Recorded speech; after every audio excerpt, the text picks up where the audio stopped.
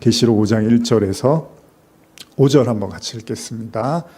시작. 내가 봄에 보좌에 앉으신 이의 오른손에 두루마리가 있으니 안팎으로 썩고 7인으로 봉하였더라.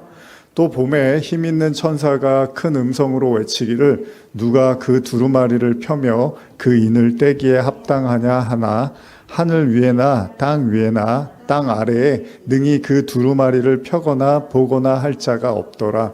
그 두루마리를 펴거나 보거나 하기에 합당한 자가 보이지 아니하기로 내가 크게 울었더니 장로 중에 한 사람이 내게 말하되 울지 말라. 유대의 지파의 사자 다윗의 뿌리가 이겼으니 그 두루마리와 그 7인을 떼시리라 하더라.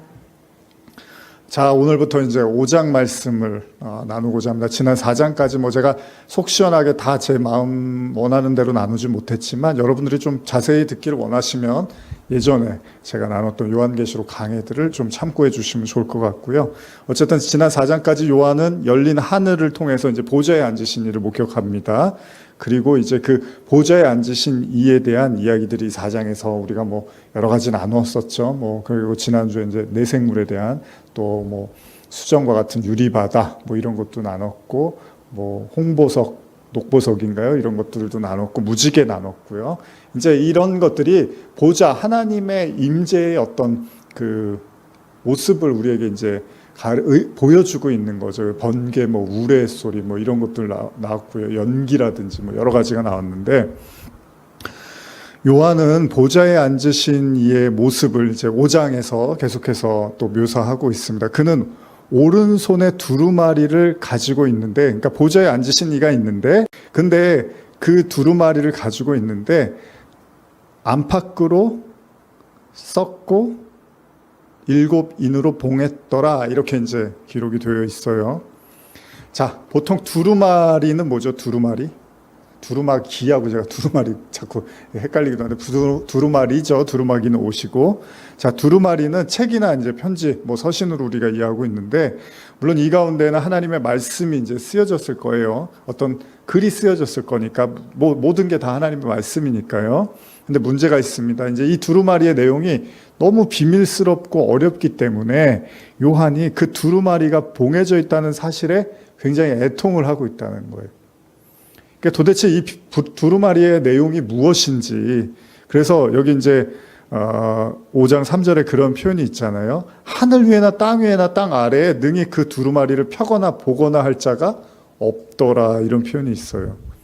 그래서 요한이 그 두루마리를 펴거나 보거나 하기에 합당한 자가 보이지 아니하기로 내가 크게 울었다라고까지 표현을 합니다.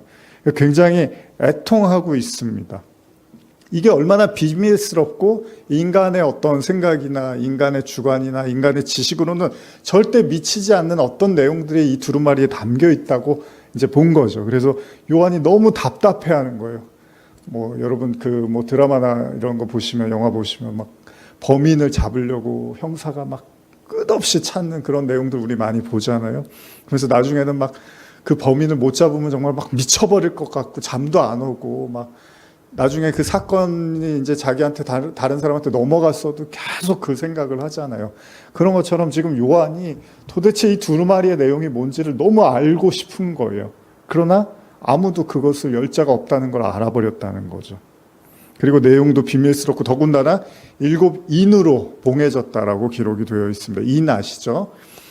예전에 이렇게 도장, 이렇게 촌농 같은 거나 이런 걸로 이렇게 뚝 떨어뜨리고 위에다가 도장 같은 거 딱 찍어서 이렇게 하나씩 이제 떼는 거잖아요, 그거를.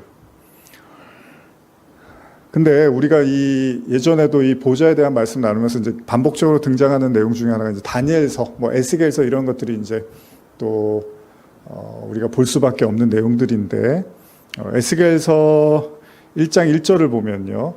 30해 넷째 달 초다새에 내가 그발 강가에 사로잡힌 자 중에 있을 때 하늘이 열리며 하나님의 모습이 내게 보이니, 이렇게 시작하는 내용이 있습니다. 에스겔서 1장이 이렇게 시작을 하는데, 여기 이제 계시록에 등장하는 보좌하고 굉장히 이제 유사한 내용이 있는데, 여기서도 이제 두루마리가 등장을 해요. 그래서 에스겔이 하나님의 임재 속에서 하나님으로부터 두루마리를 받는 장면이 나오거든요. 에스겔서 2장 8절에서 10절인데 한번 같이 찾아볼까요? 에스겔서 2장 8절에서 10절입니다. 자, 찾으셨으면 한번 읽어볼까요? 2장 8절에서 10절입니다. 시작. 너 인자야, 내가 내게 이르는 말을 듣고 그 패역한 족속같이 패역하지 말고 내 입을 벌리고 내가 내게 주는 것을 먹으라 하시기로 내가 보니 보라 한 손이 나를 향하여 펴지고 보라 그 안에 두루마리 책이 있더라. 그가 그것을 내 앞에 펴시니 그 안팎에 글이 있는데 그 위에 애가와 애곡과 재앙의 말이 기록되었더라. 여기 하나님께서 에스겔에게 이 두루마리를 주시면서 하신 말씀들을 이제 좀 살펴보면 이 왜 두루마리에 여기는 이제 무엇이 쓰여졌는지 그 내용도 이제 기록을 하고 있는데 그 내용이 뭡니까? 애가와 애곡과 재앙, 뭐 좋은 얘기가 아닌 것 같죠? 슬픈 뭐 애가, 애곡 그렇죠? 그리고 재앙 다 뭔가 암울한 내용 같은데 요거를 제가 2장 5절에서 8절을 제가 한번 현대어 성경으로 읽어드릴게요. 그러니까 요 내용 앞절에 무슨 내용이 나오는지를 한번 들어보세요. 비록 그들이 계속 반항하고 내 말을 듣지 않았을지라도 적어도 저희 가운데 예언자가 있었다는 사실만은 그들이 알고 있어야 한다.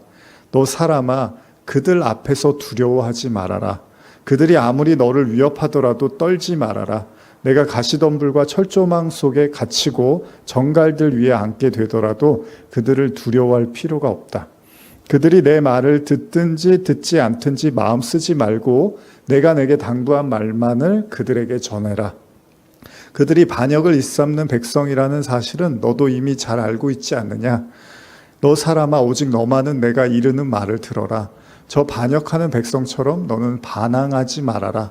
내 입을 벌리고 내가 주는 것을 먹어라. 이런 말씀이 있습니다. 자, 뭐 잘 아시죠? 에스겔서 말씀은 굉장히 무시무시합니다. 하나님이 이스라엘 백성에 대한 엄청난 어떻게 보면 분노와 같은 메시지가 담겨져 있는데, 그래서 이스라엘 백성을 향한 하나님의 분노가 극에 달한 상태였고 결국 하나님은요 에스겔을 통해서 하나님의 말씀을 외치라고 이제 명령을 합니다.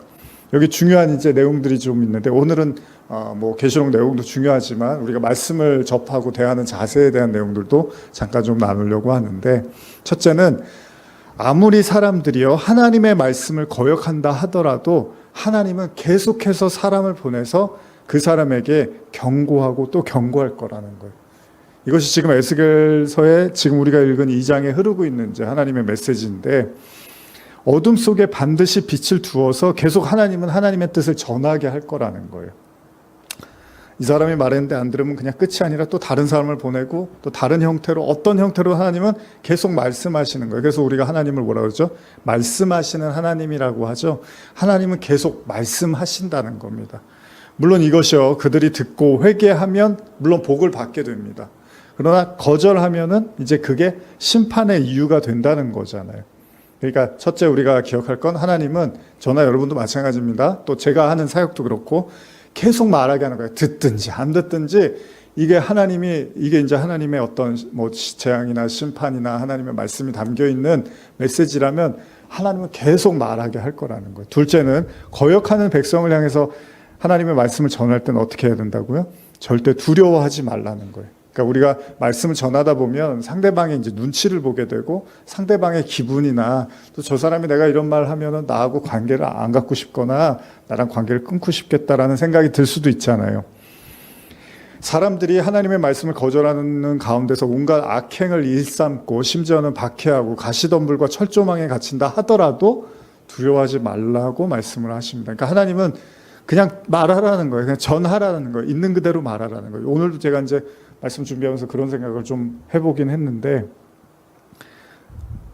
이제 사람이 다 사람마다 성품이 있고 인격이 있고 그 사람의 성격이 다 다르잖아요. 그러니까 말씀을 전하다 보면 사람들의 어떤 인품이나 성격이 나타나기 마련이에요. 근데 더 깊이 생각해 보면 그게 중요할까요? 지금 예를 들면 저도 설교를 하지만 제가 이런 전하는 메시지가 제 이제 뭐 성격이라든지 제가 배운 어떤 지식의 수준이나 이제 이런 걸 통해서 이제 나오게 되겠죠. 근데 진짜 중요한 거는 사실은 그게 아니잖아요. 그러니까 예를 들면 뭐 쉽게 설명하면 여러분들이 어떤 메시지를 들을 때 저 사람 학교 어디 나왔어? 뭐 저 사람 뭐 얼마나 똑똑해? 뭐 저 유학은 갔다 왔어? 저 사람 뭐 공부 좀 많이 했어? 뭐 예를 들면 이런 걸 가지고 자꾸 이제 사람을 바라보면서 정작 그 사람 안에서 흐르고 있는 하나님의 어떤 말씀, 중요한 메시지에서 관심을 기울이지 못하고 그 주변적인 걸 가지고 자꾸 하나님의 말씀을 판단하려는 경향이 있을 수 있다는 거잖아요. 근데 중요한 건 뭐예요? 사실 그런 거 중요하잖아요. 그 사람이 누구고 그 사람이 어떤 사람이고, 물론 이제 우리가 뭐 이단이나 아무 얘기를 들어서는 안 되지만, 이제 중요한 건 정말 저 사람이 말하고자 하는 그 속에 담겨있는 하나님의 메시지가, 그걸 찾아내는 게 되게 중요한 거잖아요. 저 사람 뭐 나한테 기분이 나쁜가? 저 사람 왜 이렇게 세게 말해? 강하게 말해? 뭐 기분이 안 좋을까? 이런 게 중요한 게 아니라 저 사람 안에서 지금 흐르고 있는 하나님의 말씀을 여러분에 포착해서 여러분 걸로 받아들이면 되는 거잖아요. 또 반대로 전하는 사람도 마찬가지인 거예요. 그냥 이게 정말 하나님의 말씀이고 이게 명확하면 그냥 그대로 전하면 되는 거예요. 그거를 뭐 둘러서 말하고 뭐 이렇게 감춰서 말하고 뭐 이렇게 저렇게 말할 필요도 없어요. 사실 중요한 건 의사소통이 되는 거죠. 하나님의 말씀이 전달이 되고 그가 들을 수 있도록 하면 되는 거죠. 하나님 두려워하지 말라고 하는 거죠. 세 번째는 뭡니까? 그 말을 듣든지 안 듣든지 거기에도 신경 쓰지 말라는 거예요. 사실 이 부분이 이제 말씀 전하는 사람으로서 매우 중요한 부분이고, 또 여러분들 주변에 이제 전도를 한다거나 말씀을 나눌 때 생각해야 될 부분인데, 여러분 우리의 말을 들어주는 것이 중요하다 보면 자연스럽게 우리는요, 사람들의 귀에 달콤하게 들리는 얘기가 하고 싶어지는 법입니다. 여러분, 제가 여러분에게 어떤 말씀을 나누는데 여러분들이 미소로 받아주시고 참 좋은 이야기입니다, 이런 얘기 들으면 저도 좋죠. 그래야지 사람들이 내 말을 듣고 사람들이 좋아하는구나, 반응해 주는구나, 뭐 추천도 해주고 좋아요도 해주고 조회도 해주고 이러면은 좋다. 근데 그런 존경을 받고 뭐 박수를 받고 칭찬을 받는 거, 사실 그게 중요한 건 아닙니다. 하나님한테는. 하나님은 그러라고 말씀을 준 게 아니에요, 우리에게. 그쵸? 그걸 도적질이라고 하는 거죠. 하나님이 저에게 예를 들면 말씀을 주셨으면 그거를 그 사람한테 전달하는 게 중요한 거지, 그 말씀을 가지고 제가 사람들한테 환영받고 뭐 인사받으려고 하는 건 아니라는 거예요. 그래서 하나님이 듣든지 안 듣든지 거기에도 너무 신경 쓰지 말라는 거예요. 그냥 전하라는 거예요. 우리가 진짜 관심을 가져야 될 것은 이게 정말로 하나님의 말씀인가? 여러분도 마찬가지예요. 여러분들 누구에게 나눌 때도 그렇고 여러분들 말씀을 들을 때도 그렇고 이게 정말 하나님의 말씀이 맞는가, 여기에 집중하는 게 되게 중요하다는 거죠. 현대어로 사도행전 28장 26절을 보시면, 제가 읽어드릴게요. 26절에서 28절 가끔 제가 읽어드린 본문인데, 이 백성에게 이 말을 전하여라. 너희가 듣기는 아무리 많이 들어도 깨달을 수 없을 것이다. 너희가 끊임없이 보더라도 그 의미는 알 수 없을 것이다. 이 백성의 마음을 둔하게 하여라. 귀를 막아버려라. 눈을 아예 감겨버려라. 그들이 눈으로 보거나 귀로 듣거나 마음으로 깨달아 내게로 돌아오지 못하게 하여라. 그들이 고침받는 일이 없게 하여라. 이런 까닭에 하나님의 구원이 이방인들에게도 주어졌으며 그들이 이 구원을 받아들이게 될 것이라는 사실을 여러분은 알아야 합니다. 뭐 이방인에 대한 복음에 대한 메시지이기도 하지만, 지난번에도 제가 나눈 것처럼 자신이, 여러분 계시록 뭐 제가 항상 나누는 거지만, 자신이 죄인이라고 하는 사람들이 다 이방인인 거예요. 그들에게 복음이 전해지고 그들이 회개하고 하나님께 나오게 되는 거죠. 중요한 사실은요, 듣기 때문에 복음을 전하는 것이 아니라 하나님은 그냥 계속 어둠의 땅에서 복음을 전하라는 거죠. 사실 제가 뭐 온라인으로 설교하는 이유도 사실 그런 겁니다. 뭐 누가 듣고 안 듣고 뭐 환영해주고 환영해주지 않고 뭐 이런 거는 저한테는 이제 두 번째 문제고, 중요한 건 그냥 계속 외치는 거예요. 우리가 이제 그걸 청지기라고 하는 거죠. 다른 말로 뭐라고 하죠? 파수꾼이라고도 하는 거죠. 그냥 어둠에서 빛을 비추는 거예요. 여러분 운전해 보시면 이제 고속도로 같은데 밤에는 좀 밤운전 조심스럽고 하면, 이렇게 도로 같은데 고속도로나 국도 타다 보면 뭐 이렇게 좁은 도로들이 있잖아요. 그럴 때 정말 불빛이 되게 중요하잖아요. 뭐 라이트 켜고 이렇게 가기도 하지만 불빛이 있어야지 이제 앞이 잘 보이고 사고 안 나고 갈 수 있는 거잖아요. 근데 뭐 차가 지나갈 때만 불이 들어왔다가 지나가지 않으면 불이 꺼지고 이러지는 않잖아요. 뭐 요즘 그런 것도 있는 것 같기도 하지만, 어쨌든 그냥 빛을 비추는 거죠. 별이 이렇게 밤에, 요새 이제 제 딸아이하고 걸어가다가 얼마 전에 우스개로 제가 걸어갔는데 뭐 빨간 불빛이 하늘에 떠 있는 거예요. 그래서 비행기는 아닌 것 같은데, 제 아이한테 저거 뭐냐 했더니 자기도 이상하대요. 그래서 저 UFO 아니야? 그래서 이제 막 찍었어요. 찍어보라고 막 찍어보라고. 불빛이 빨간 게 있는데 하늘에 있는데 뚝 내려오는 거예요. 그래서 저게 뭐냐? 뭐 그러면서 막 찍고 신기했는데 조금 걸어가 보니까 그 아파트 공사장에 보면 이렇게 높은 뭐 그러죠? 뭐 그런 그걸 뭐라 그러죠? 예. 뭐 하여간 뭐 높은 축대 같은 거 있잖아요. 거기 이렇게 빨간 불빛이 아주 높은 데 있는데 이제 그걸 둘이서 보고서 한참을 웃더라고요, 제 아이가. 근데 어쨌든 간에 우리가 이제 별을 보면은 별이 이렇게 빛나잖아요. 근데 별이 뭐 빛나야 될 때는 빛나고 안 빛나고 그런 게 아니잖아요. 그냥 별은 그냥 이렇게 태양빛을 받으면 자동으로 이제 빛을 발하게 되는 거죠. 그래서 예수님이 제자들에게 너희가 세상의 빛이야라고 하는 거는 내가 어떻게 빛을 발해야지가 아니라, 여러분 저도 이제 여기 조명이 앞에 있거든요. 이 조명이 딱 들어오면 제 안경으로 아마 이렇게 불빛이 비춰지기도 할 거예요. 그러니까 이건 그냥 자연스러운 거예요. 그래서 우리가 예수님의 제자들이 이제 사도행전에서 2장에서 성령을 받고 어떻게 하죠? 그냥 가서 막 복음을 전하잖아요. 누가 시키지도 않아도 그냥 막 전하죠. 아니 가서 전하라고 할 때는 막 못 전하겠다고 도망 다니고 숨고 그랬는데 성령이 오시고 빛이 비춰지니까 그냥 복음의 빛을 막 전하는 거예요. 여기저기. 마찬가지입니다. 그래서 여기 두루마리를 먹어라, 말씀을 먹어라 이런 내용이 있는데 그게 사실은 그런 의미로도 볼 수 있는 거예요. 이 말씀을 먹으면 자연스럽게 이 말씀을 토해내게 되는 거예요. 토해낸다는 게 개워낸다는 게 아니라 말을 먹었기 때문에 그 말이 자꾸 나오게 되는 거죠. 그래서 여러분들도 마찬가지입니다. 여러분들에게 하나님의 영광, 하나님의 빛이 비춰지면 여러분들도 계속 빛을 발할 수밖에 없는 거예요. 그거는 의도적으로 노력해서가 아니라 그냥 자연스러운 현상으로 나타나게 되는 거죠. 누가 듣느냐 안 듣느냐는 우리 몫이 아니라는 겁니다. 그리고 이것이 진짜 복음을 깨달은 자의 삶이라는 거예요. 그냥 하나님의 영광의 말씀의 빛이 비춰지면 그 말씀을 발하게 되는 거예요. 일어나 빛을 발하라. 이사야 60장의 말씀처럼 그냥 빛이 자연스럽게 발해지는 거죠. 빛이 스스로 막 이렇게 불을 내서 발하는 게 아니라 빛이 비춰지는 거란 말이죠. 복음 자체의 위대함은요, 어떤 인간적인 생각에 의해서 가공되어져서는 안 된다는 거. 이게 사실 제일 중요한 겁니다. 여러분들이 말씀을 보실 때도 뭐 큐티를 하든 묵상을 하시든 설교를 듣든 사실 제일 중요한 건 이게 정말 하나님의 말씀이 있는 그대로의 말씀인가를 계속 생각해야 된다는 겁니다. 그러기 위해서 이제 우리가 은혜가 필요한 거예요. 다시 말하면 하나님께서 우리의 눈과 귀를 열어주시지 않으면 이 복음도요, 문자적으로 그냥 읽었다고 될 문제가 아니라 그 문자 이면에 흐르고 있는 하나님의 그 깊고도 넓은 뜻을 이제 우리가 깨달아야 되는 거잖아요. 제자들이 예수님의 말씀을 도무지 깨닫지 못했던 것처럼 하나님의 은혜를 경험하고 눈을 띄워주셔야지만 볼 수 있게 되는 거죠. 계시록 2장 8절 9절 다시 한번 제가 읽어드릴게요. 너 인자야, 내가 내게 이르는 말을 듣고 그 패역한 족속같이 패역하지 말고 내 입을 벌리고 내가 내게 주는 것을 먹으라 하시기로, 내가 보니 보라 한 손이 나를 향하여 펴지고 보라 그 안에 두루마리 책이 있더라. 에스겔이 하나님께서 주시는 두루마리를 받자 하나님은 그의 입에 두루마리를 넣어서 먹게 하십니다. 말씀을 먹으라는 거예요.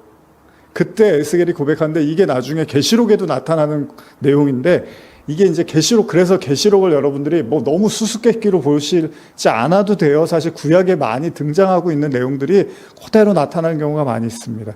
에스겔서 3장 2절 3절 한번 읽어볼까요? 에스겔서 3장 2절 3절입니다. 네, 한번 읽어보겠습니다. 시작. 내가 입을 벌리니 그가 그 두루마리를 내게 먹이시며 내게 이르시되 인자야, 내가 내게 주는 이 두루마리를 내 배에 넣으며 내 창자에 채우라 하시기에 내가 먹으니 그것이 내 입에서 달기가 꿀 같더라. 이 두루마리는 당연히 말씀이죠. 하나님의 말씀인데 그 말씀을 어떻게 먹으라는 거예요. 그래서 예수님도 뭐라 그래요? 내 살과 피를 먹고 마시라고 하고, 내가 바로 생명의 떡이다, 내가 바로 생명의 그 음료다, 이렇게 생수라고 말씀을 하시는 거예요. 그러니까 이 부분에 대해서 여러분들도 잘 한번 보시면 내 배에 넣으며 내 창자에 채우라고 하시는 거예요. 말씀을 먹고 소화를 시키라고 하시는 거죠. 여러분, 음식을 이렇게 쇼윈도에 그 뭐 빵들 진열되어 있고 아니면은 뭐 가게 같은 데 지나가다 보면 메뉴판에 이제 뭐 이 가게의 어떤 음식들이나 이런 게 막 나와 있잖아요. 근데 그렇게 눈으로 보는 거랑 내가 먹고 소화시키는 거는 다르죠. 제가 예전에 가끔 스포츠에도 비유를 했는데, 정말 스포츠를 좋아하는 사람은 어떠세요? 예를 들면 제가 이제 저도 야구를 좀 보는데 야구를 좋아하면은 뭐 다음날 결과만 보는 사람들 있잖아요. 뭐 이겼나, 내가 좋아하는 팀이 졌나.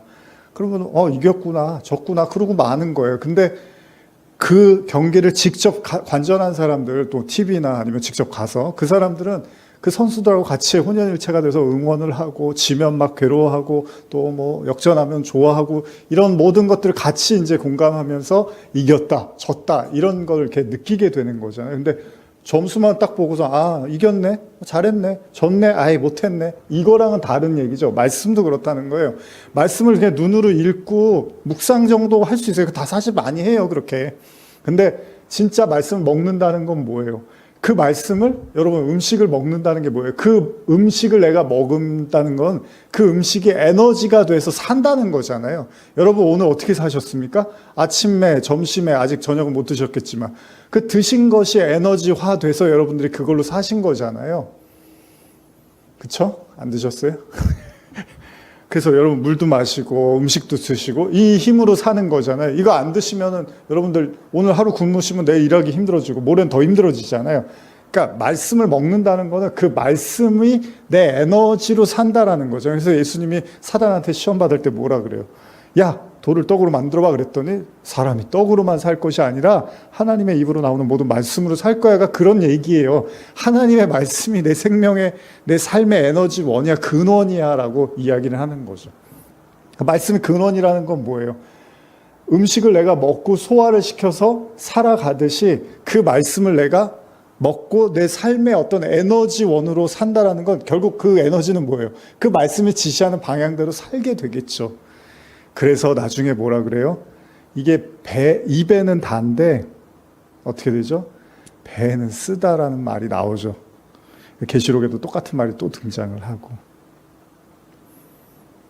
잠언 27장 7절에 보시면요. 배부른 자는 꿀이라도 싫어하고 줄인 자에게는 쓴 것이라도 다니라. 참 재미있는 표현이죠. 배부른 사람이라면 꿀을 줘도 안 먹는데 줄인 사람은 쓴 거라도 뭐 쉰 음식이라도 쉰 밥이라도 달라고 하잖아요. 예전에 막 그런 이제 동냥하고 이런 사람들이 쉰 밥이라도 좋으니까 달라고 하잖아요. 이 심령이 이제 가난한 자에 대한 이야기를 하는 거죠. 물론 하나님께서 에스겔에게 주신 두루마리는 인간이 겪어야 되는 환난에 대한 내용이었습니다. 그건 절대로 달콤한 얘기가 아닙니다. 그러나 동시에 우리는 반드시 깨달아야 되는데, 우리가 잘 아는 것처럼 여러분, 가장 큰 미움이 있다면 뭘까요? 잘 아시죠? 무관심이죠. 그러니까 차라리 미워하고 싸우고 소리치고 혼내고 뭐 지지고 볶고 다 애정일 수도 있어요. 근데 진짜 무서운 건 뭐예요? 아무 말도 하지 않고 관심도 보이지 않고 그냥 무관심한 게 제일 나쁘다고 하잖아요. 이게 진짜 버리는 거라고 우리가 말을 하죠. 여러분, 하나님의 경고의 말씀은 절대 달콤할 수가 없습니다. 그러나 그것이 구원의 열쇠가 된 자에게는 이게 꿀 같은 이야기라는 거예요.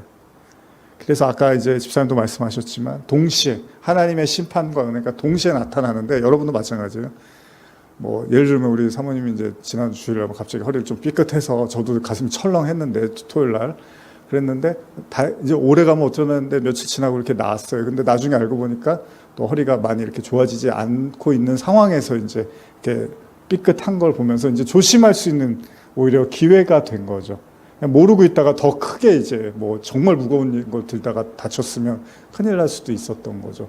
그러니까 그 순간만 놓고 보면은 이게 뭔가 뭐가 잘못됐나 막 별 생각이 들겠지만, 조금 지나고 봤을 때 이렇게라도 해서 내가 더 조심해야 된다는 걸 이제 알게 되면 그게 오히려 사실은 하나의 이제 도움이 될 수도 있는 거잖아요. 그러니까 하나님의 말씀도, 하나님의 어떤 우리가 그 쓴 말씀들을 들을 때도 그냥 그 순간적으로 듣고 싶지가 않고 자꾸 피하고 싶은데, 거기서 조금만 우리가 견디고 생각해 보면 그 속에 하나님의 어떤 더 큰 배려와 사랑이 담겨져 있다는 것입니다. 근데 어쨌든 오늘 요한계시록을 보니까 요한이 너무 안타까워해요. 왜요? 이 7인으로 봉인된 이 두루마리를 10자가 없는 거예요. 그래서 그가 눈물을 흘립니다. 근데 그때 이제 장로 중에 한 사람이 말하죠. 5절인데요. 다시 한번 읽어볼까요? 5절 시작. 장로 중에 한 사람이 내게 말하되 울지 말라, 유대지파 사자 다윗의 뿌리가 이겼으니 그 두루마리와 그 7인을 떼시리라 하더라. 다시 말하면 이 두루마리를 펴고 보기 위해서는 엄청난 희생과 대가가 따른다는 거예요. 여러분, 예수님을 따르면 어떻게 해야 돼요? 십자가를 지라고 하잖아요. 너희가 나를 따르고 싶냐? 나를 따르려거든 자기를 부인하고 자기 십자가를 져라. 그러니까 예수님을 따르는 게 그냥 나 예수님만 따라가면 됩니다가 아니라 우리가 치러야 되는 대가가 있다고 예수님 말씀하시는 것처럼 지금 계시록의 말씀도 그 누구도 볼 수 없는, 알 수 없는 이 봉인된 이 말씀, 이 두루마리를 펴기 위해서는 어떤 희생과 대가가 따르는데 그것을 바로 예수 그리스도, 다윗의 뿌리, 유다 지파의 사자, 바로 예수 그리스도를 의미하는 이제 내용이 나오는 거죠. 앞서 에스겔에서도 나온 것처럼요, 이 두루마리의 내용은 애곡과 재앙의 말이 기록되었더라. 에스겔서 2장 10절에는 그렇게 기록되어 있습니다. 그러면 우리가 요한계시록도 어느 정도, 왜냐하면 계시록 자체가 일단 심판과 재앙에 대한 메시지니까 같은 선상에서 놓고 볼 수도 있다는 겁니다. 결국 두루마리의 내용은 경고와 심판의 메시지는 동시에 뭐라고요? 그게 구원과 사랑의 메시지라는 거예요. 부모님의 회초리와 매가 그 순간에는 재앙이잖아요. 심판이잖아요. 그러나 그것이 사실은 부모의 또 다른 형태의 사랑이라는 겁니다. 어쨌든 간에 요한이 알았어요. 이 땅에는 그 하나님께 부합되는 인간이 단 하나도 없다. 오로지 어린 양 예수 그리스도만 가능하다라는 걸 고백하는 거죠. 이걸 이제 바울이 로마서에서 의인이 하나도 없다라고 로마서 3장에서 이제 고백을 하는 거예요. 그러니까 여러분들도 저도 말씀을 볼 때 이런 그 시각에서 바라봐야 될 필요가 있습니다. 그러니까 여러분, 예수가 그리스도라는 거는 뭐죠? 이 땅에 그리스도, 예수 외에는 어떤 이름도 구원자가 없다는 거잖아요. 그 사실을 믿을 때 우리가 예수님을 믿는다고 하는 거지, 예수님이 구원자지. 근데 뭐 다른 또 구원자들이 있을 거야. 다른 형태의 구원들도 존재할 거야. 이렇게 믿으면 예수님이 온리 메시아가 아닌 거잖아요. 마찬가지입니다. 요한이 고백하는 거예요. 이렇게 이해하시면 돼요. 하나님의 말씀은 하나님 외에는 알 수가 없는 거죠. 하나님이 쓰신 거니까. 그래서 말씀 뭐라고 그래요? 하나님의 영 외에 누가 하나님을 알 수 있냐? 제가 요즘 고린도 말씀으로 나눴잖아요. 그래서 통달한다. 하나님의 영은 하나님의 깊은 것까지 통달한다. 사람의 마음을 누가 알 수 있느냐? 그 사람 외에는 모르는데, 근데 그 사람도 자기 마음을 모른다고 했죠. 우리도 우리 마음을 모를 때가 있잖아요. 그러나 하나님의 마음을 누가 알겠느냐? 그런데 바울이 그래요. 하나님의 영 외에는 하나님의 마음을 알 수 없다. 하나님의 영은 하나님의 깊은 것까지 통달한다. 그러면 지금 요한도 그렇고 뭐 바울도 마찬가지지만 하나님의 진짜 그 말씀은 이건 하나님밖에는 풀 수 없구나라는 걸 요한이 뼈저리게 느꼈고 고백하는 거예요. 그러니까 우리가 말씀을 그냥 이렇게 한글로 쓰여졌다고 삼척동자도 와서 다 읽고 알겠구나 이렇게 생각하고, 그러니까 자꾸 말씀이 다 도덕이고 윤리고 그냥 다 선한 이야기, 착하게 살면 구원받는 거 이런 걸로, 이건 초등학교 애들도 학교 가서 배우는 얘기잖아요. 그게 아니라 이 복음은, 말씀은 하나님 외에는 이걸 풀 자가 없고 볼 자가 없다라는 거예요. 그 얘기는 뭐예요? 하나님 은혜 없이는 말씀을 볼 수 없고 그 은혜는 결국 그리스도밖에는 안 되는구나라는 걸 요한이 말을 하고 있다는 겁니다. 결국 여러분들이요, 예수가 그리스도라는 사실을 여러분들이 온전히 믿고 여러분들 안에서 깊이 뿌리 박을 때 그제서야 뭐가 열리는 거예요? 이 두루마리가 열리는 거예요. 말씀이 열리기 시작하는 거예요. 오늘 제가 계시록 10장을 준비했다고 아까 말씀을 드렸는데 그거를 준비하면서도 그런 생각이 드는 거예요. 어떤 사람한테는 비밀이라는 말 자체가, 여러분, 제가 비밀이라는 말을 쓸 때는 비밀을 알고 있으니까 비밀이라는 말을 쓸 거 아니에요. 이거 비밀인데 이런 말을 한다는 건 비밀을 알고 있다는 얘기잖아요. 그러면 비밀을 모르고 있는 사람한테는 진짜 비밀인 거잖아요. 근데 그 비밀을 뭐라 그래요? 나중에 바울이 너희들이 만세부터 감춰진 비밀인데, 비밀이 뭐냐 하면 너희 안에 그리스도야, 이 말을 한단 말이에요. 여러분, 이 말을 모르는 사람이 어디 있습니까? 교회 다니는 사람이. 그럼 바울이 뭐 허풍 떠는 겁니까? 그냥 뭐가 화려하고 멋있는 어떤 수식어로 비밀을, 그게 아니라 너희 안에 그리스도가 있다라는 이 사실, 너희에게는 아마 비밀일 거야. 그 얘기는 뭐예요? 너희에게는 감춰졌다는 얘기예요. 근데 자기는 그게 뭔지를 알았다는 얘기예요. 그래서 그걸 비밀이라고 하는 거잖아요. 그러니까 비밀이니까 가르쳐주는 거라고 이야기를 하는 거예요. 그러나 듣는 사람은 그게 왜 비밀이야? 그거 다 아는 거 아니야? 이렇게 말을 해버리면 그 사람들한테 감춰졌다는 얘기일 수도 있다는 거죠. 이 하나님의 비밀을 담은 두루마리가 이제 열립니다. 여러분들이 예수가 그리스도이심이 분명해지고 깊어지고 그 영과 은혜에 사로잡힐 때, 지금 요한이 하나님의 성령에 감동돼서 하늘의 문이 열리고 하늘 보좌를 보는 거잖아요. 계시록 5장 6절 7절 한번 읽어볼까요? 시작. 내가 또 보니 보좌와 내 생물과 장로들 사이에 한 어린 양이 서 있는데 일찍이 죽임을 당한 것 같더라. 그에게 7뿔과 7눈이 있으니 이 눈들은 온 땅에 보내심을 받은 하나님의 7영이더라. 그 어린 양이 나와서 보좌에 앉으신 이의 오른손에서 두루마리를 취하시니라. 어린 양 밖에는 이 말씀을 취할 수 있는 자가 없는 거죠. 그래서 일찍 죽임을 당한 어린 양을 이야기하고 있고요. 그에게 7뿔이 있대요. 그리고 7눈이 있대요. 그리고 이 눈은 또 온 땅에 보내신 하나님의 7영이래요. 7영은 뭐라 그랬죠? 성령이라 그랬죠. 그러니까 하나님의 영에 완전히 사로잡혀 있는 상태. 또 예수 그리스도를 의미하기도 하고요. 우리는 종종 성경에서 하나님께서 주신 꿈을 해석하지 못해서 곤혹을 치르는 이야기들을 알고 있죠, 여러분. 그래서 다니엘서에서 이제 제가 느부갓네살 왕 이야기도 하고, 창세기에서는 또 뭐가 있죠? 요셉이 이제 바로의 꿈을 해석해 주는 이야기들이 있죠. 창세기 41장 14절 15절 보시면요, 이에 바로가 사람을 보내어 요셉을 부르매 그들이 급히 그를 옥에서 내놓은지라. 요셉이 곧 수염을 깎고 그의 옷을 갈아입고 바로에게 들어가니 바로가 요셉에게 이르되 내가 한 꿈을 꾸었으나 그것을 해석하는 자가 없더니 들은즉 너는 꿈을 들으면 능히 푼다 하더라. 이제 이런 이야기들이 등장을 하는 거예요. 다니엘서에도 등장을 하죠. 이게 등장을 하는 게 뭡니까? 느부갓네살 왕이 꿈을 꿨는데 뭔 내용인지를 모르니까 결국 다니엘이 이제 해결을 해주는 거죠. 해석을 해주는 거예요. 무슨 얘기죠, 여러분? 세상 사람들은요, 세상을 정복해서 그 꼭대기에 오르면, 그래서 왕이 되면은 그게 목적이에요. 그래서 목적이 그거기 때문에 뭐죠? 그 이상은 못 보는 거예요, 여러분. 그래서 제가 우스개로 그런 말씀 드렸잖아요. 우리가 뭐 슈퍼에 갔을 때 물건이 아무리 많아도 여러분들이 사야 될 거 있으면 그것만 보잖아요. 그게 목적이니까, 내가 여기 온 목적이 그거니까. 세상 왕은, 또 세상 사람들은 이 땅에서의 행복과 안일함과 평안이 목적이니까 딱 거기까지만 보는 거예요. 근데 하나님의 꿈은 어떤 꿈이에요? 그 세상 이야기들이 헛되고 헛된 것을 알게 해주고 진짜 하나님의 영존함, 영원함을 깨닫게 해주는 꿈을 꾸게 하는 거잖아요. 그게 바로 예수 그리스도잖아요. 그러니까 예수 그리스도가 그 하나님과 우리를 연결해주는 그 문이고 통로고 다리고 그런 역할을 해주는 거잖아요.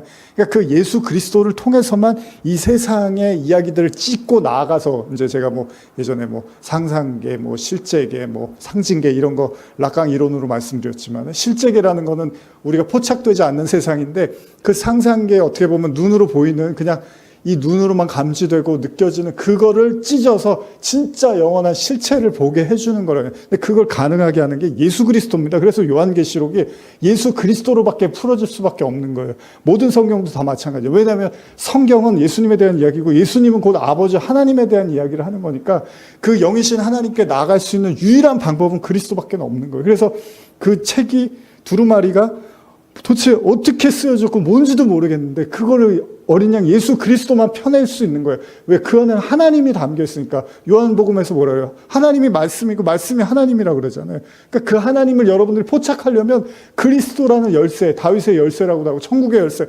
예수 그리스도가 여러분들 안에서 온전히 드러나고 나타내어져야지만 그 눈에 보이는 세상을 찢은 그 너머서의 세상을 보게 된다라는 거죠.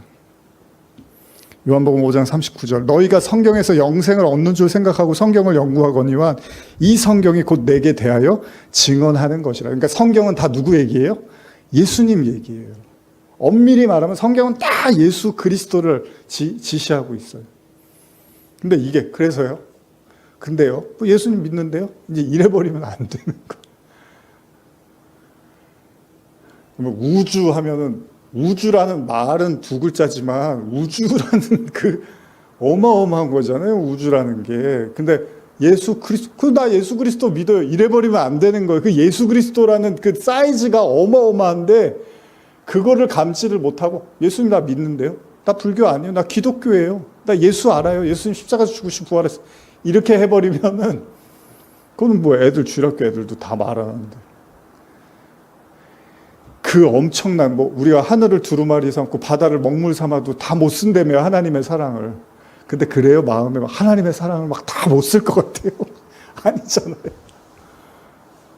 그러니까 여러분들 안에도 예수님이 그러는 거예요. 내가 십자가로 휘장을 찢어버렸다고. 여러분들 안에도 그 육신의 장막, 그게 찢어져야지 그 안에서 그리스도라는 생수가 튀어나오는 거죠. 그래서 반석을 쳐라. 그러면 거기서 뭐가 솟아나는 거죠? 생수가 쏟아져 나오는 거예요. 여러분들, 제가 지난주에도 말씀드렸죠. 우리가 깨지고 부인되어지는 만큼 그리스도가 나타나게 되는 거예요. 여러분들 안에서 여러분들이 깨지고 여러분들이 부인되어지고 여러분들이 무너지는 만큼 그리스도가 영광의 빛을 발하면서 여러분들에게 진짜 이 지금 오늘 계시록 5장 말씀처럼 그 두루마리의 책을 이제 여러분들에게 봉인된 말씀들을 보게 해주고 뜨게 해준다는 거죠. 창세기에 나타나는 요셉의 꿈과 관련된 말씀에서도 결국 요셉이 그 꿈도 단순히 요셉이 총리가 된다는 얘기를 해주는 게 아니잖아요. 자꾸 그냥 그런 거 좋아하는 사람들은 꿈속에서 예언해 요셉이 총리가 되는데 뭐 자꾸 그런 식으로 보는데, 그럼 거기서 해와 달과 별이 경배를 하는데 그럼 요셉이 경배를 받는 사람입니까? 아니잖아요. 결국은 그것도 예수 그리스도를 의미하는 거고, 요셉은 예수님을 모티브하는, 그러니까 예수님의 어떤 상징, 예표하는 사람으로 나타나는 거예요. 그러니까 모든 만물이 경배하고 찬양해야 될 이름은 예수 그리스도잖아요. 근데 요셉이 그 꿈을 꾼 거예요. 형들이 와서 절하고 뭐 그 볏짚 단들이 와갖고 절하고 뭐 해와 달과 별도 경배를 하고, 이런 게 다 그리스도의 이야기를 하는 거잖아요. 그래서 요셉이 감옥에 가서 애굽에 팔려가고 감옥에서 죽을 수 있었는데 거기서 살아서 총리가 되는 거예요. 부활하신 예수님의 모습을 모형하고 있는 거거든요. 그러니까 모든 말씀은 다 그리스도를 예표하고 있는 거고, 여러분들이 말씀이요, 제가 이 말씀을 드리고 싶은데 좀 설명이 필요하긴 한데, 여러분들이 말씀보다 어려우면 다 그리스도로, 그러니까 일단은 예수 그리스도를 향해서 그 말씀들을 보시면 되는 거예요. 이 안에는 어떤 예수님의 메시지가 담겨 있는가, 이 말씀 속에는 그리스도에 대한 어떤 이야기가 담겨 있는가를 보시면 많은 도움이 될 거라는 겁니다. 왜요? 열쇠니까, 예수님이 열쇠니까. 그리스도만이 성경의 목적이고 창조의 목적이기 때문에 이 세상의 모든 비밀을 풀 수 있는 건 오로지 예수님밖에 없어요. 여러분, 목사님이 가르쳐주고 뭐 여러분 주변에 똑똑한 사람들이 가르쳐주는 게 아니라 그리스도, 여러분들 안에, 또 저도 마찬가지로 그리스도의 은혜가 흐를 때 이제 이 모든 것들이 하나씩 열리기 시작한다라는 겁니다. 그래서 제가 현대어 성경으로 골로새서 2장 2절 3절 앞으로도 또 많이 읽어드리겠지만 여러분들이 한번 찾아서 읽어볼까요? 골로새서 2장 1절에서 3절입니다. 한번 찾아볼까요? 골로새서 2장 1절에서 3절입니다. 한번 읽어보겠습니다. 시작. 내가 너희와 라오디게아에 있는 자들과 물은 내 육신의 얼굴을 보지 못한 자들을 위하여 얼마나 힘쓰는지를 너희가 알기 원하노니, 이는 그들로 마음의 위안을 받고 사랑 안에서 연합하여 확실한 이해의 모든 풍성함과 하나님의 비밀인 그리스도를 깨닫게 하려 함이니, 그 안에는 지혜와 지식의 모든 보화가 감추어져 있느니라. 그러니까 이런 것들을 여러분이 도식적으로 예수님 뭐 다 맞죠, 예수님 안에는 다 있고, 이런 얘기를 하는 게, 바울이 그러면 그런 이빨린 소리만 계속 쓰려고 복음서를, 서신을 뭐하러 쓰겠습니까? 근데 여기 뭐라 그래요? 하나님의 비밀이라고 하잖아요. 그리스도가 여러분한테 비밀입니까? 그렇지라고 여러분들이 고개가 끄덕여지면 그만큼 여러분들이 보아라는 걸 느끼는 건데, 그리스도가 뭐 당연한 거 아니야? 뭐 이러면은 여러분들에게 그 그리스도가 보석이나 보화처럼 아직 느껴지지 않을 수도 있다는 겁니다. 하나님의 진짜 계획은 그 비밀인 그리스도를 깨닫게 하는 거. 그래서 제가 예배의 목적은 뭐라고 했어요? 예수가 그리스도이심을 아는 거라는 거예요. 골로새서 4장 1절에서 4절 한번 찾으셨으면 같이 읽어볼까요? 4장 1절에서 4절입니다. 시작. 상전들아, 의와 공평을 종들에게 베풀지니 너희에게도 하늘에 상전이 계심을 알지어다. 기도를 계속하고 기도에 감사함으로 깨어있으라. 또한 우리를 위하여 기도하되 하나님이 전도할 문을 우리에게 열어주사 그리스도의 비밀을 말하게 하시기를 구하라. 내가 이 일 때문에 매임을 당하였노라. 그리하면 내가 마땅히 할 말써 이 비밀을 나타내리라. 뭐가 비밀이에요? 아, 예수님이 메시아래요, 구원자래요. 이게 비밀이에요, 여러분. 이거 다 믿지 않는 사람들도 알잖아요. 교회는 예수님 믿어야지 구원받는데. 근데 이거를 비밀이라고까지 표현할 때는 훨씬 더 여러분들이 느끼는 것보다 훨씬 더 깊은 이야기들이 담겨져 있기 때문이라는 겁니다. 그리고 그 그리스도가 누구고 그 비밀을 깨달은 자들은 지금 바울의 얘기처럼 하나님으로부터 메인받은 삶을 살 수밖에 없는 거예요. 저도 제가 좋든 싫든 그냥 전해야 될지도 모르는 거예요. 하나님 저를 붙드시고 그 하나님의 영광을 비추셨다면 저도 그냥 계속 빛을 발해야 되는 거예요. 제가 원하든 원치 않든 사람들이 좋아하든 좋아하지 않든 듣든 안 듣든 그냥 저는 그 빛을 발하는 거예요. 등대처럼 등대가 그냥 바다에 그냥 배들이 이렇게 지나갈 때 그냥 빛을 비추잖아요. 그냥 그런 역할인 거예요. 파수꾼이라고도 하는 거죠. 지금 사도 요한이 밤모섬에 갇혀서 뭐예요? 계속 환상과 계시를 보면서 계시록을 써 내려가는 것처럼 이게 하나님께 붙들림 바 된 사람이라는 거죠. 이게 빛이라고도 이야기합니다. 자, 계시록 5장 8절에서 10절 읽어보겠습니다. 이제 좀 마무리해야 될 것 같습니다. 시작. 그 두루마리를 취하심에 네 생물과 24 장로들이 그 어린 양 앞에 엎드려 각각 검은고와 향이 가득한 금대접을 가졌으니 이 향은 성도들의 기도라. 그들이 새 노래를 불러 이르되 두루마리를 가지시고 그 인봉을 떼기에 합당하시도다. 일찍이 죽임을 당하사 각 족속과 방언과 백성과 나라 가운데에서 사람들을 피로 사서 하나님께 드리고 그들로 우리 하나님 앞에서 나라와 제사장들을 삼으셨으니 그들이 땅에서 왕노릇 하리로다 하더라. 네 생물과 24 장로들은 어린 양 앞에 엎드려서 검은고와 향이 가득한 금대접을 가지고 있습니다. 검은고는 우리가 잘 아는 것처럼 줄이 있는 현악기를 일컫죠. 즉 찬양을 합니다. 아울러서 금대접을 가득 채운 향은 뭐라 그랬죠? 성도들의 기도라고 했습니다. 진정 주님이 다스리는 자의 삶은 뭐냐? 내 생물과 장로들의 모습에서 보는 것처럼 하나님의 임재가 하나님의 보좌가 성전 안을 뒤덮은 것처럼 우리가 지난 계시록 강해를 나누면서도 계속 나눈 것처럼요. 하나님의 임재, 이게 이제 우리가 지금 바울이 이야기한 것처럼 성령이 여러분들 안에 계시면 또 여러분들이 성전이라고 했잖아요. 그렇게 하나님의 임재, 우리도 그 성령에 사로잡혀서 하나님의 임재가 함께하는, 보좌가 함께하는 자라면 결국 우리도 계속해서 찬양과 기도의 삶을 살 수밖에 없겠죠. 24 장로들과 네 생물들처럼요. 그리고 그들이 새 노래를 부른다고 하죠. 그 새 노래.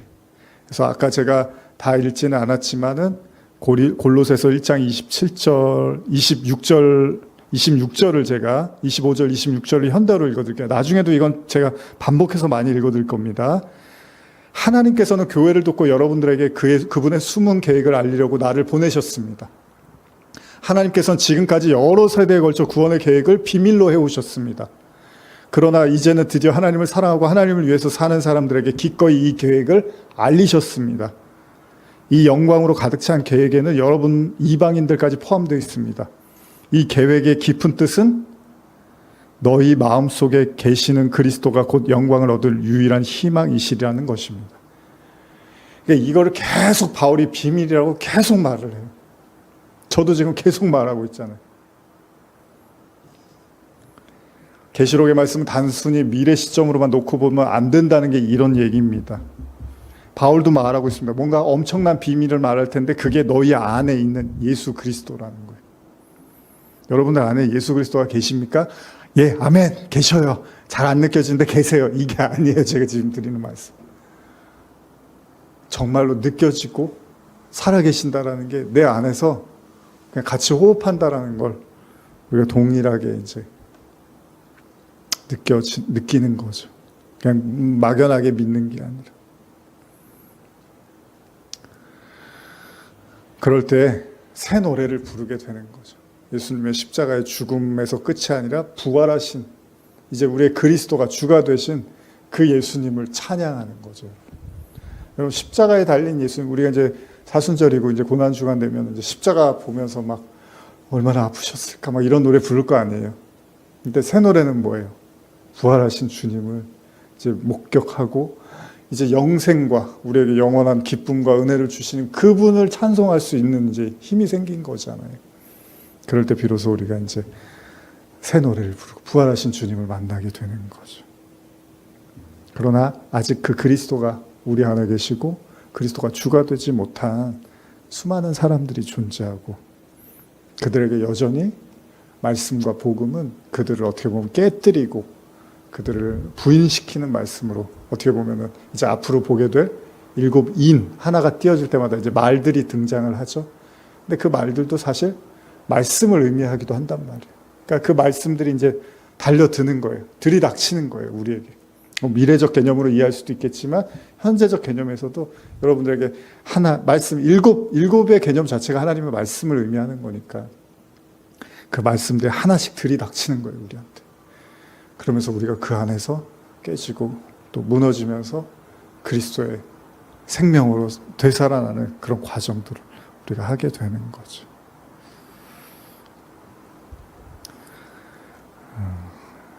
제가 좀 준비해온 말씀들이 좀 있는데 이제 마무리를 해야 될 것 같습니다.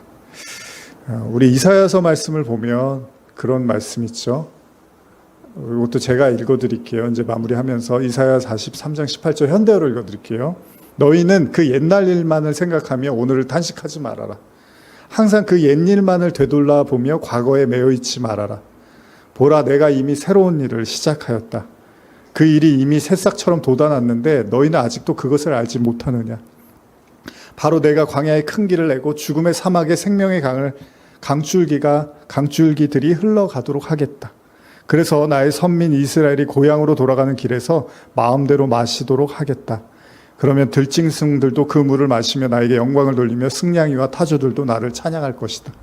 그러면 내가 만든 새 백성 이스라엘이 이 일을 계속 이야기하면서 나를 찬양할 것이다. 무슨 이야기입니까? 지나간 일들을 기억하지 말고 옛날 일을 생각하지 말고 이제 새 일을 행하실 주님을 바라보라는 이사야의 예언적 이제 선포이죠. 여러분들의 옛사람이 죽고 그리스도로 말미암아 이제 새로운 피조물이 된 바로 성도들의 모습이기도 합니다. 그때 비로소 새 노래를 부르게 되는 거죠. 뭐 찬양 중에도 새 노래로 주를 찬양 뭐 이런 찬양도 있었는데 지나간 이제 과거의 옛사람을 벗어버리고 복음으로 그리스도로 새로워지는 바로 은혜의 피조물, 새로운 피조물이 되는 거죠. 계시록 5장 11절에서 14절 한번 읽으면서 이제 마무리하겠습니다. 시작. 내가 또 보고 들음에 보좌와 생물들과 장로들을 둘러선 많은 천사의 음성이 있으니 그 수가 만만이요 천천이라. 큰 음성으로 이르되 죽임을 당하신 어린 양은 능력과 부와 지혜와 힘과 존귀와 영광과 찬송을 받으시기에 합당하도다 하더라. 내가 또 들으니 하늘 위에와 땅 위에와 땅 아래와 바다 위에와 또 그 가운데 모든 피조물이 이르되 보좌에 앉으신 이와 어린 양에게 찬송과 존귀와 영광과 권능을 세세토록 돌릴지어다 하니 내 생물이 이르되 아멘하고 장로들은 엎드려 경배하더라. 우리가 찬양한다 그러면 예수님 찬양합시다 그러고 끝나잖아요. 근데 지금 요한이 뭐라 그래요? 엄청나게 지금 수식어를 집어넣으면서 찬양하죠. 그게 뭡니까? 복음에 그리스도에 압도된 거예요. 너무 엄청난 영광을 보니까 이런 말이 절로 찬양이 나오는 거죠.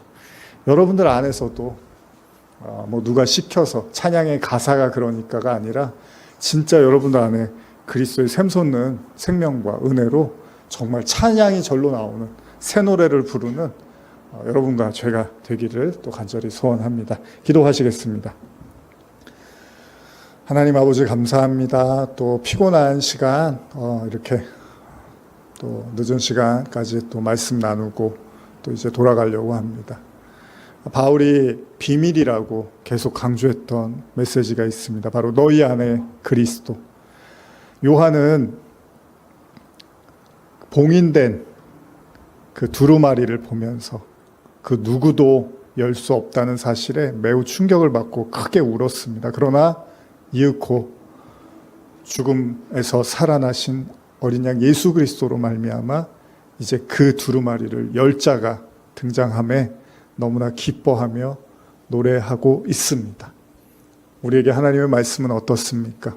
정말 우리도 그 말씀이 열리기를 바라고 있습니까? 우리 안에 그리스도를 만나고 싶습니까? 하나님의 그 성령의 그 하나님의 깊은 것까지 통달하는 그 은혜를 우리가 누리기를 원합니까? 하나님, 오늘 이 자리에 또 말씀을 듣는 모든 성도들에게 그 엄청나고 놀라운 그리스도의 비밀의 축복의 문이 열리게 하여 주시옵소서. 하늘에 계신 우리 아버지여, 이름이 거룩히 여김을 받으시오며 나라의 마옵시며 뜻이 하늘에서 이루어진 것 같이 땅에서도 이루어지리이다. 오늘날 우리에게 일용할 양식을 주옵시고 우리가 우리에게 죄 지은 자를 사하여 준 것 같이 우리의 죄를 사하여 주옵시고 우리 시험에 들게 하지 마옵시며 다만 악에서 구하옵소서. 대개 나라와 권세와 영광이 아버지께 영원히 있사옵나이다. 아멘.